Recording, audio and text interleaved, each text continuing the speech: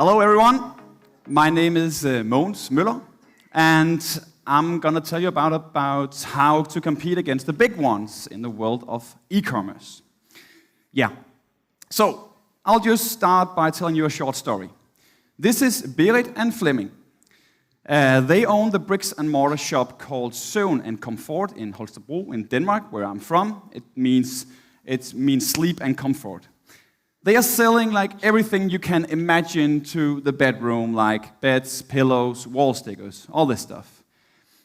And they also sell a lot online. Flemming is in charge of the physical shop, and Berit is in charge of the online shop. And they really love their shop, and they really love their job. But they are afraid, especially Berit, because their online sales are slowly decreasing. And they're convinced it's because of the big ones. The big ones are taking over. They are taking all their customers, the big marketplaces, the warehouses, Amazon, Zalando, you name them.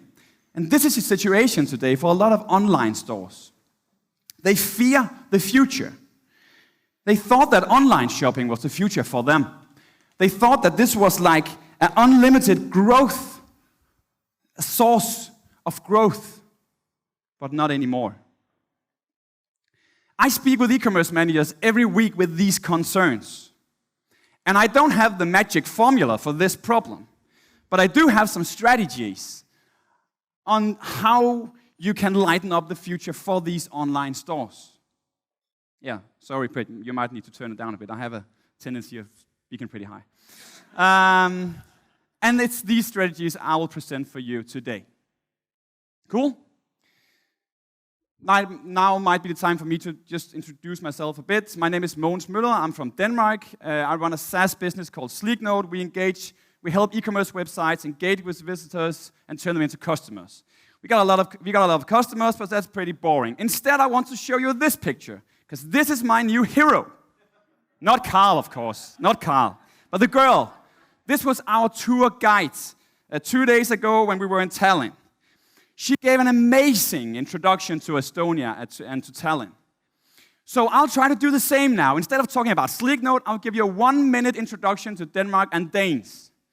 So that when you meet me later up in the bar at the dinner, we have some icebreakers, okay? Here we go. I'm from Denmark. Turn it up, Prit. I'm from Denmark. It's the land of windmills and sweet little pigs that we like to turn into juicy bacon burgers. It's also the land of the Vikings. The Vikings, they traveled to foreign coasts and conquered new lands, basically because they wanted to get laid and get drunk. This is basically what we do today, the Danes, but we look like this today. And we love football, even though UEFA doesn't really agree with us, because we are on the 24th on the UEFA list. So, on the bright side, we are actually the happiest people in the world. And I suppose this is because we got a lot of great-looking women and we drink shit-lot of beer. I made some research yesterday when we were partying, and I talked to Sullivan, and I asked him, what do you think is typical about Danes? And he said, hey, you should mention Christiania. This is where we like to smoke weed. So, then you know that about Denmark, but, what can I say? I'm Danish. So this is a little meme, you might have seen that one, but just to illustrate that this is real. You're gonna see gonna know some personal stuff about me, that's always good. So this is my son, he's called Winston. He's 7 months old, and look at him. Look at me, isn't he sweet? He's having a great time, this is 2 weeks ago. He's enjoying himself. Why? Because he's together with great women. And he's got plenty of beer. So, there you go, the receipt for the happiest people in the world. Women and beer. Great. That's us, that's Danes. Let's get back to the subject. Back to Flemming and Berit. They are afraid of the future. They are afraid of the big ones will eat all their online sales. And then, when I talk to them, I often ask them, well, what is your unique selling point? What do you do to differentiate from the big ones? And they say, well, it's obvious. Look at our website. We are certified by the Danish e-commerce organization. We got free shipping, great reviews, Trustpilot reviews, quick delivery. Well, why shouldn't we? Why shouldn't people buy at our shop? And I asked them, well, do any of your competitors do that also? And they say, well, yeah, I guess so. So what are your real unique selling propositions? And they answer, don't really know. So I asked them, do you have any competitors for your offline shop? And I said, well, we got a lot of competitors.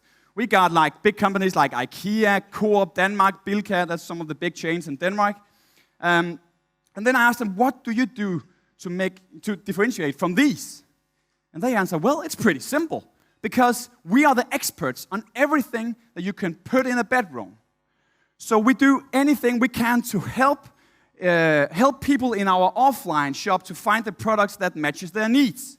In IKEA and in Coop and all these warehouses, there are so many employees, so most of them don't know anything else than just, to use the cash drawer. So I asked them, well, why don't you do the same online? And they are like, how can we do that? And that's some of the insights and strategies I'm going to present for you today. Because the background of why I'm here, why I think it's a good thing or it is interesting for Pep to have me here, is because I do a shit lot of user tests. User research in general, but I love user testing. I've done more than 250 user tests within the last 2 years, and I've done them all myself. And I do real user tests, not like takeaway user test videos, real user tests. This is a picture of me there. And I have done a lot of mistakes. Also done them myself. So I've done tons of mistakes. This was me like a year or two ago. This was me coming from Elite Camp, and I've heard the latest growth hack, and I was just going to implement this A/B test I heard about. This was me, but this might even be more like the case. And you imagine me here, right? But I've done all these user tests, and I did them with all kinds of industries and all kinds of, e-commerce sites. And basically what I do, instead of telling them, go into this website and try to buy this thing, buy this car, buy this bicycle, I give them a scenario. I tell them, imagine your bicycle has just been stolen. Okay? It's pretty shitty because you need it to come to work. So now you're going to buy a new one. What will you do? So now they start, for example, on Google. Maybe they start at Price Runner. Maybe they start at their favorite little e-commerce site that they always buy, bicycle stuff on. So this is what I do. And one of the primary things I see when I do these user tests is that a lot of e-commerce websites today are doing a shitty job. This is an example. Let's take this example. We're going to buy a pillow. Imagine you should buy a pillow. You don't buy pillows every day. You buy that like every 5th or 10th year or something like that. So you get into this. This is one of the biggest e-commerce sites in Denmark. You get into this website. You see the pillow page here. You scroll down. The only thing that's different from all the products you can see here is the price and the picture. But how can I decide which product to buy? I don't know anything about pillows. So they're doing a shitty job on this website. And this is what I see a lot on e-commerce websites. E-commerce websites, most e-commerce websites are simple order receivers. Okay? So most of the time, if we know exactly what we want, well, e-commerce websites today are great. They're doing a great job. But that's not the case. Often the case is we know which category, which type of product we want to buy. We know we want a new pillow, but we don't know which brand it is or how big it should be. So one way you could approach this, if you have the same problem at your website, something I've also seen in user test, is that when people are scrolling down for pillows, you could show a little guide for them. Here it says in Danish, do you need any help choosing the right pillow? Click here and read the ultimate pillow guide. So they get into a landing page. They can read about all kinds of nature filling, fiber filling, everything you need to know about sizes, about pillows. So they are actually like upgrading, learning their customers what to know when you need to buy a pillow. So my takeaway action, if you want to beat the big ones, takeaway action number 1, don't be a stupid order receiver. Help and guide your visitors to find the right product. Okay? That was the first takeaway. It's very important when you see my cases here, you don't copy the cases. Don't do this. Because your target group is not the same. You don't sell the same stuff, so you can't copy it, but be inspired by the principles. Okay, let's take another case. Imagine you're going to sell ski vacations. Okay? The case when you have to buy, imagine you have to buy a ski vacation.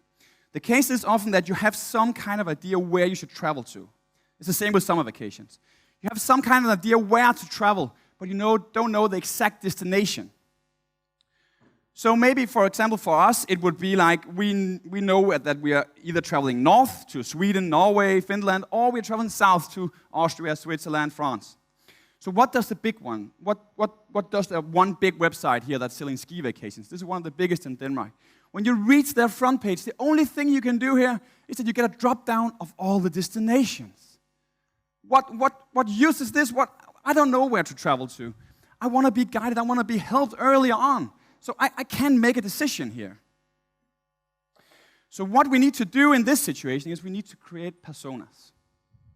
And this is not a persona. This is what Nordlander did. They are targeting all skiers. But when you're targeting all skiers, you're really targeting no skiers. No one. So what you really need to do is to create a persona with a family like this. Don't they look sweet? Only problem is, it's a damn stock photo. And I call this the stock photo trap. Don't use this as a persona. I see so many people use these as personas. It's not the right way to do it, because problem with this persona is they are not real. You know, their kids, they are like angels. And they are always loaded. This is not your target group.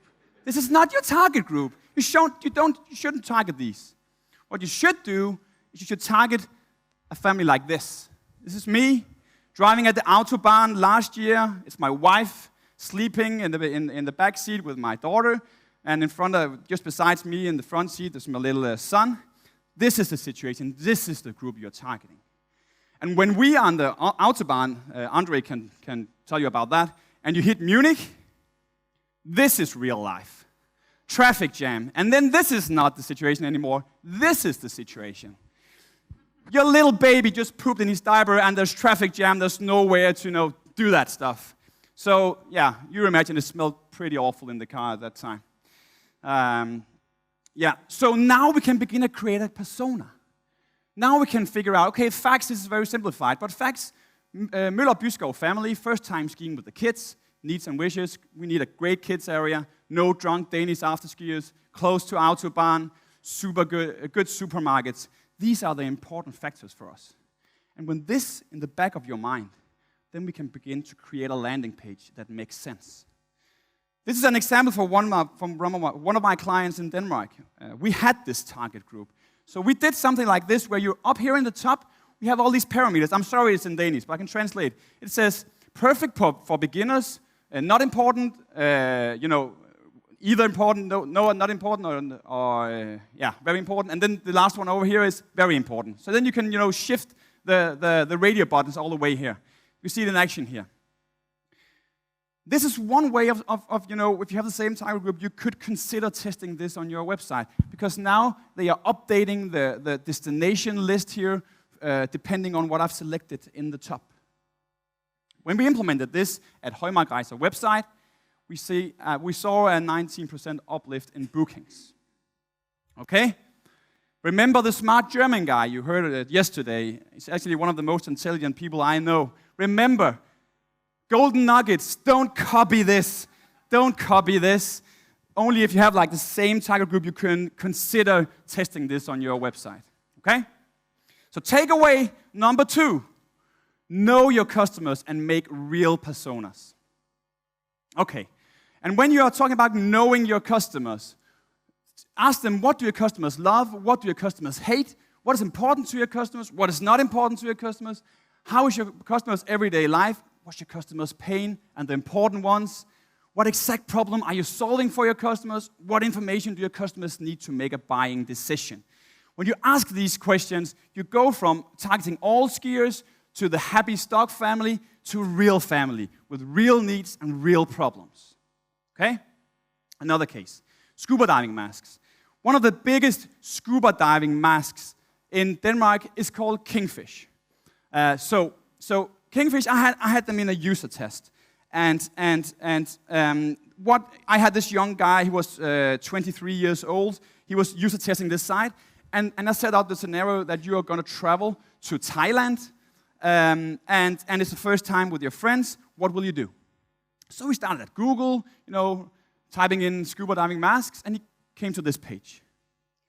Problem is, he had no idea which mask to select because he don't know anything about this. He's not an expert on this subject. Afterwards, he went back on Google because he couldn't find anything in here, and he went to this website. It's called Shop Diving 2000. And they are doing a pretty simple thing. Because when he went here, he began to scroll down, he saw these small badges. It's in Danish, but it says, perfect for beginners, perfect for advanced users. So a very simple thing here is that this website actually helped this young guy making the right decision. And trust me, people want to be helped. This is not just some bullshit badges that doesn't work. I've seen this, and it does work in some situations. So, if you want to beat the big ones, try to create no-brainers, if it's possible for you, and assume your visitors are always in a hurry. If you want to know more about this subject, I love this book, Predictable Rational. It's from Dan Ariely, and I really love it. It's not like advanced stuff, and read it if you want to know more about how decision making is being made on both offline, but also online. Cool. One more case. One thing that works great in the offline world are the Mannequin Dolls. Why? Because they visualize how clothes could look like on us. They are especially effective when we buy clothes to other people, for example, our wife, our kids, etc., etc. So imagine if you could have mannequin dolls living mannequin dolls in the offline world. It would look something like this, and I'm not sure I would prefer that, and it would be pretty expensive. But imagine if you could do something like this online. This is an example from one of my clients that I've been helping in user testing, and I've done an awful job. Because the only thing I suggested that we could change on this category page was the button color, the size of the text here, how many columns should it be, and it changed nothing. Literally nothing on the website. With clothes, the case is often that we know what kind of clothes we need, but we don't know the exact one. So, and in this case, facts and guides doesn't really help us. Because I don't care about facts about a shirt or a dress, but we need inspiration. We need to be inspired. We need to visualize this in front of us. The big ones, they do the same. They just show, maybe they have models instead of just, the cropped images here, but they are not doing a great job either. So what I've seen in user tests is this website, which is actually my wife's favorite website of buying clothing to our kids. And what they do is they have a little video in the top of their product category pages where they visualize the clothing. Try to see it.